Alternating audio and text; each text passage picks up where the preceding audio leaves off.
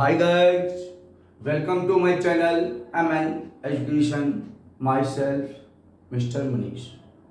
आज मैं क्लास 12 के वॉल्यूम नंबर फर्स्ट जिसमें पहला topic not for profit organisation है।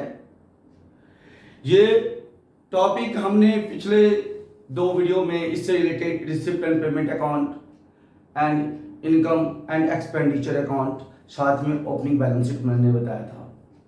क्लोजिंग बैलेंस शीट बताने से पहले कुछ इंपॉर्टेंट नोट्स देने जा रहा हूं मैं।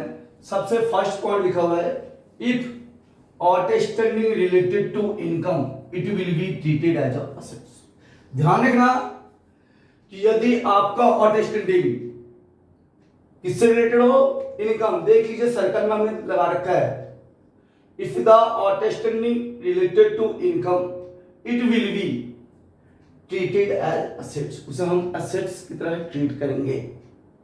Number 2, if advance related to expense, यदि आपका एडवांस एक्सपेंस से रिलेटेड है, just like a salary, printing and stationery, advance printing and stationery, advance salary, तो आपका लिखा हो इफ एडवांस, यदि आपका एडवांस रिलेटेड है किससे, एक्सपेंस से, तो it will be treated as assets, हम उसे ट्रीट करेंगे as a assets. Next point, if outstanding related to expense, यदि आपका आउटस्टैंडिंग रिलेटेड है एक्सपेंस से, तो उसको हम ट्रीट करेंगे as liabilities. Next point, if advance related to income, यदि आपका एडवांस रिलेटेड है किसी से, देख लीजिए, if the advance is related to income, यदि आपका एडवांस रिलेटेड है किसी से, इनकम से, it will be treated as liability, उसे हम लायबिलिटी ट्रीट करेंगे। सबसे पहले मैं दोबारा रिपीट कर रहा हूं मोस्ट इंपोर्टेंट पॉइंट को, इफ आउटस्टैंडिंग, देखिए जो हमने सर्कल में लिखा आउटस्टैंडिंग, आउटस्टैंडिंग किससे रिलेटेड होना चाहिए, इनकम से। यदि आपका आउटस्टैंडिंग रिलेटेड है इनकम से, it will be treated as assets, उसे हम एसेट्स ट्रीट करते हैं। Then after, if the advance, देखिए सर्कल में दिखा रहा हूं, इफ द एडवांस रिलेटेड है किसी से, एक्सपेंस, देखिए एक्सपेंस को हमने सर्कल बना लिया है, यदि एडवांस आपका रिलेटेड है किसी से, एक्सपेंस से, तो हम उसे ट्रीट करेंगे as assets. Then after, outstanding लिखा है, इफ आउटस्टैंडिंग, देखिए सर्कल में हमने दिखा दिया, if outstanding related to expense, यदि आपका आउटस्टैंडिंग रिलेटेड है किससे, एक्सपेंस से, it will be treated as liabilities. ध्यान से सुनना, इफ आउटस्टैंडिंग, यदि आउटस्टैंडिंग रिलेटेड है किसी से, एक्सपेंस से, it will be treated as liabilities. Other hand दोस्त, if advance related to income, यदि आपका एडवांस रिलेटेड है किसी से, इनकम से, it will be treated as liabilities, उसे हम लायबिलिटीज ट्रीट करते हैं। आपको क्लोजिंग बैलेंस शीट में सबसे पहले लिखेंगे बैलेंस शीट एज ऑन, यहां क्लोजिंग डेट डालेंगे, इट मींस करंट ईयर का डेट डालेंगे, यहां पे डेट डालेंगे करंट ईयर का डेट, लिखेंगे balance sheet as on, current year का डेट डाल देंगे, क्लोजिंग लाइक 31 मार्च 2021। सबसे पहले एसेट साइड में कैश या बैंक, जो क्लोजिंग होगा रिसिप्ट एंड पेमेंट अकाउंट में, कैश अमाउंट आउटर कॉलम में, then after bank outer column में। मैंने अभी थोड़ी देर पहले बताया था, if the advance is related to expense, यदि आपका एडवांस रिलेटेड है किसी से, एक्सपेंस से रिलेटेड, तो हम एसेट्स ट्रीट करेंगे। तो सबसे पहले लिखेंगे यहां पे एडवांस एक्सपेंस, ब्रैकेट में सैलरी एग्जांपल के तौर पे। सेकंड पॉइंट हमने इंपॉर्टेंट बताया था, if the outstanding is related to subscription, it means income, if the outstanding is related to income, यदि आपका आउटस्टैंडिंग रिलेटेड है इनकम से, तो उसे हम ट्रीट करते हैं असेट्स। जस्ट लाइक का लिख सकते हैं एग्जांपल के तौर पे आउटस्टैंडिंग सब्सक्रिप्शन। ध्यान रखना क्लोजिंग बैलेंस शीट है तो सिर्फ यहां पे करंट ईयर का ही आएगा, प्रीवियस ईयर का कभी भी नहीं आएगा। नेक्स्ट पॉइंट, यदि कोई एसेट्स हो, fix assets just like land and building, plant and machinery, furniture, computer, laptop etcetera, लिख सकते हैं फर्नीचर। यदि कोई आपके पास, यदि क्वेश्चन में कोई पुराना फर्नीचर दे रखा होगा तो पहले पुराना फर्नीचर लिखेंगे। यदि कोई हमने नया परचेज किया होगा तो लिखेंगे add purchase of furniture. Inner column में लिख के टोटल कर लेंगे नीचे। देन आफ्टर, यदि कोई हमने एसेट्स को बेचा होगा, मान लीजिए कि हमने फर्नीचर को ही एक पोर्शन बेच दिया, तो लिखेंगे less sale of furniture. Sale of furniture जो हम लेस करते हैं उसको हम कॉस्टिंग माइनस करते हैं। क्या माइनस करते हैं दोस्त? कॉस्टिंग। तो ब्रैकेट में लिख लीजिए कॉस्टिंग, जितने का था उसी अमाउंट को हम माइनस करेंगे। अमाउंट इनर कॉलम में डाल लिख लेंगे। माइनस करने के बाद जो अमाउंट आएगा उसके नीचे बॉटम में डालेंगे। देन आफ्टर डेप्रिसिएशन लगाएंगे, less depreciation on furniture. Minus करने के बाद आउटर कॉलम में अमाउंट डाल देंगे। यदि हमने कोई बिल्डिंग परचेज करा हो या कंप्यूटर परचेज करा हो या लैपटॉप परचेज करा, कुछ भी हम एसेट्स परचेज करते हैं, तो मैंने कहा था कि क्रेडिट साइड एसेट साइड में डालेंगे, यानी लिखेंगे बिल्डिंग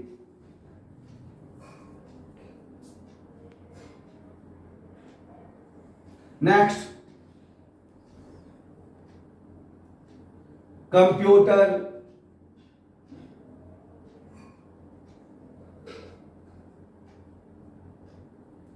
उसके बाद हमने पढ़ रखा है कि बैलेंस शीट के अंदर स्टॉक भी दिखाते हैं। तो स्टॉक हमारा नॉट फॉर प्रॉफिट ऑर्गेनाइजेशन में कंज्यूमेबल आइटम से रिलेटेड होता है। Just like a stock of medicine,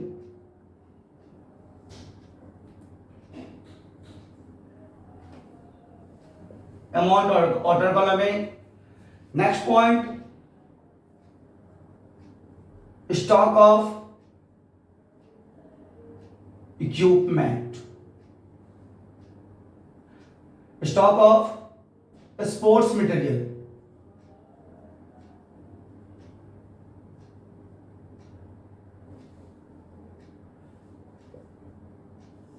ये मैंने आपको एसेट साइड से रिलेटेड बताया। देन आफ्टर अब मैं लायबिलिटी साइड से रिलेटेड टर्म्स बताने जा रहा हूं। यदि आपके पास क्लोजिंग स्टॉक दे रखा होगा, लाइक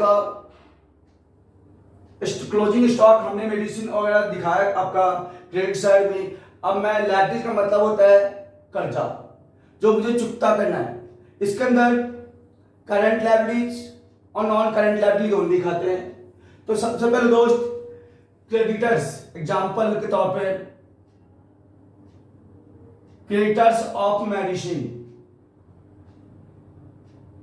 अमाउंट डाला हमने ऑर्डर कॉलम में। Next point, creditors of sports material,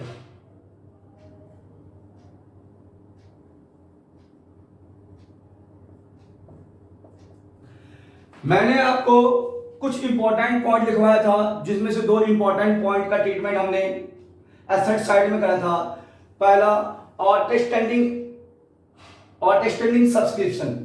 It means if the outstanding is related to income, it will be treated as a assets. उसे हम क्या करते हैं, assets treat करते हैं. अदर हैंड मैंने कहा था if the advance related to expense, यदि आपका एडवांस रिलेटेड है किसी से एक्सपेंस से, उसे हमने एसेट ट्रीट किया था. अपोजिट साइड में मैं लायबिलिटी से रिलेटेड बता रहा हूं, यदि आपका आउटस्टैंडिंग रिलेटेड हो एक्सपेंस से, if the outstanding is related to expense, it will be treated as a liability. Example लिख लीजिए, आउटस्टैंडिंग एक्सपेंस, ब्रैकेट में लिख लीजिए एग्जाम्पल के तौर पे सैलरी. अदर पॉइंट नंबर 4 हमने बताया था, if the advance is related to a income, यदि आपका एडवांस रिलेटेड है इनकम से, तो उसे हम लायबिलिटी ट्रीट करते हैं.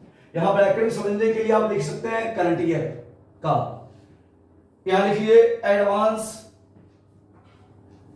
सब्सक्रिप्शन, ब्रैकेट में लिख लीजिए इनकम, ऑर्डर कॉलम में डाल दीजिए. यदि आपका कोई पुराना प्रीवियस ईयर का कोई भी फंड दे रखा है, फॉर एग्जांपल टूर्नामेंट फंड, यहां लिखिए tournament fund.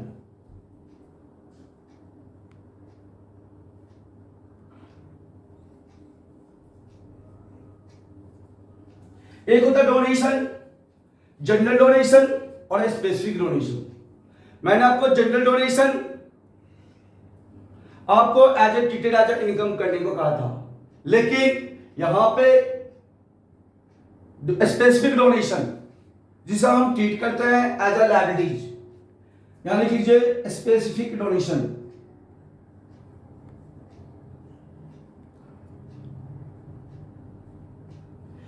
Specific donation means as a specific work, किसी स्पेसिफिक काम के लिए. स्पेसिफिक डोनेशन के अंदर मैं ब्रैकेट में एक एग्जांपल के तौर पे मैं बता रहा हूं, donation for building fund.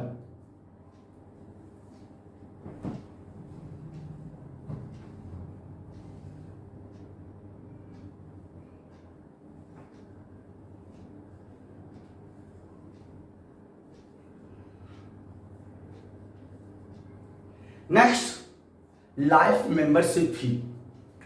Life membership fee, life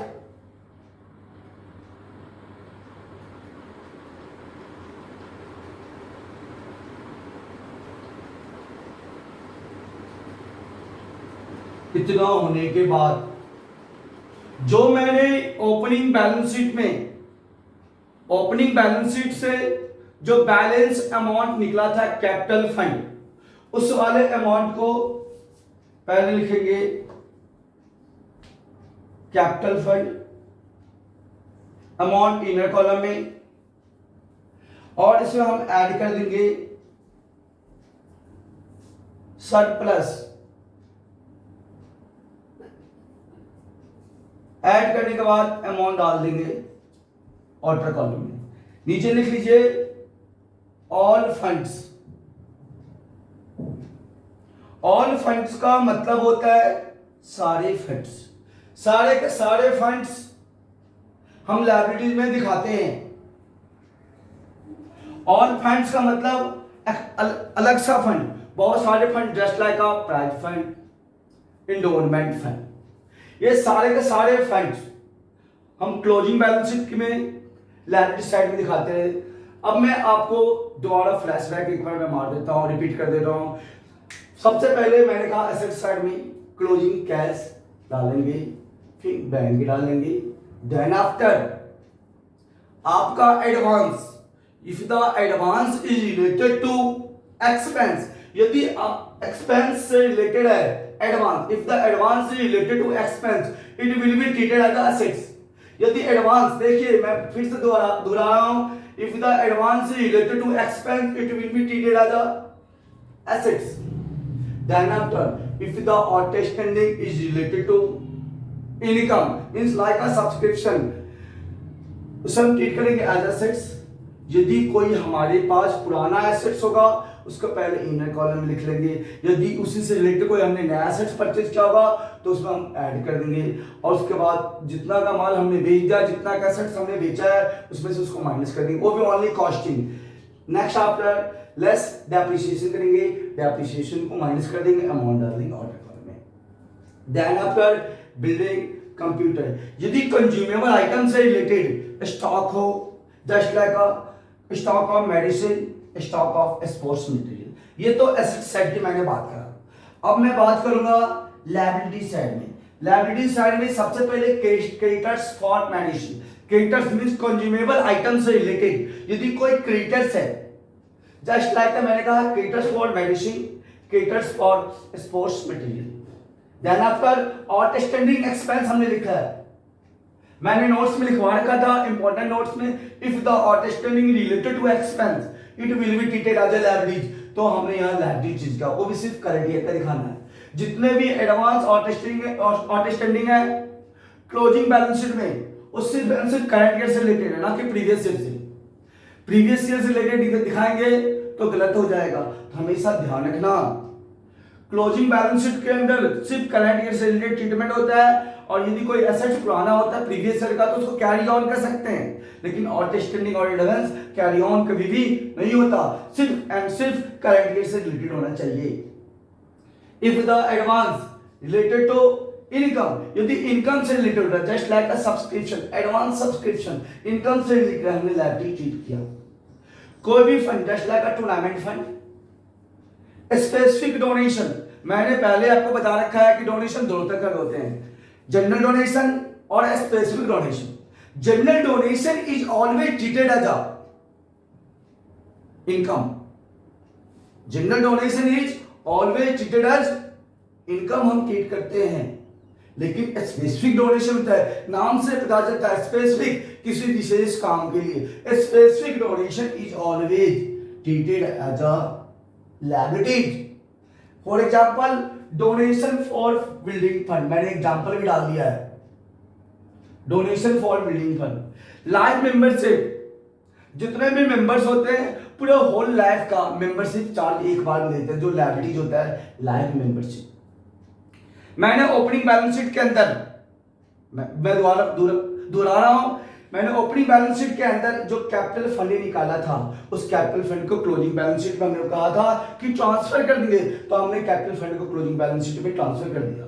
उसके बाद लिखा ऐड सरप्लस, सोचोगे कि सरप्लस कहां से आता है, surplus income and expenditure account में से आता है, तो उसे हमने ऐड कर दिया, और जितने भी फंड्स होते हैं उन फंड्स को हम ऑर्डर कॉलम में लायबिलिटी साइड में दिखा देंगे। यदि आपको ये वीडियो अच्छी लगी हो तो लाइक, शेयर्स एंड सब्सक्राइब कीजिएगा। यदि मैंने जो वीडियो प्रोवाइड करवाया है इससे यदि रिलेटेड डाउट आपको निकले तो वीडियो को दोबारा देखना। यदि वीडियो देखने के बाद भी आपको समझ में ना आया तो कमेंट ऑन कर सकते हैं। Thank you for watching my video.